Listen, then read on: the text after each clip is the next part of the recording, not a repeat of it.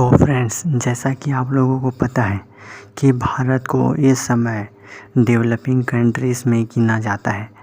वही हमारी पड़ोस में एक कंट्री है जिसको हम चाइना बोलते हैं। वो हमसे कहीं ज़्यादा आगे निकल गई, जबकि कुछ सालों पहले भारत और चाइना के हालात एक जैसे थे।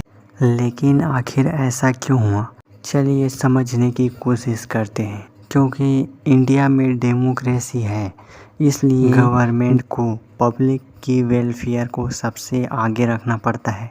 वही चाइना में माओ जेडोंग के कम्युनिस्ट पार्टी रूल करती है और इसलिए वो कंट्री फर्स्ट की पॉलिसी को सबसे आगे रखते हैं और इससे चाहे पब्लिक को कितना भी नुकसान हो, इसके विरोध में कोई भी कुछ नहीं बोल सकता।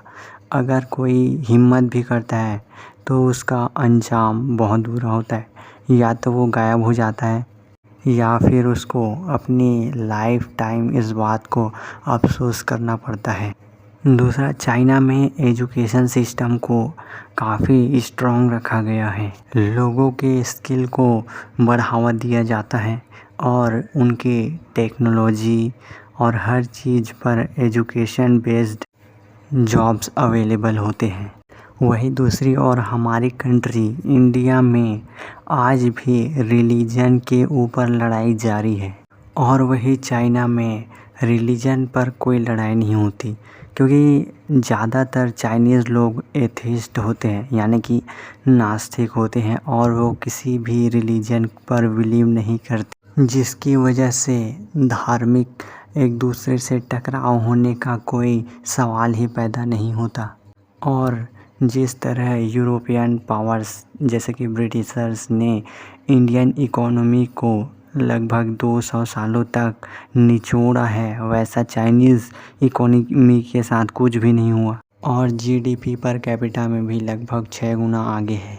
लेकिन इकोनॉमिस्ट और विशेषज्ञों का मानना है कि आने वाले 50 से 60 सालों में दुनिया के 2 सबसे बड़े इकोनॉमी चाइना और इंडिया होंगे। एक तरह से ये अपने ऐतिहासिक गौरव को वापस पाएंगे, क्योंकि हिस्टोरिकली अगर आप देखने जाओगे तो चाइना और इंडिया ब्रिटिश इन्वेजन और कॉलोनिज़म से पहले काफ़ी ज़्यादा संपन्न देश थे।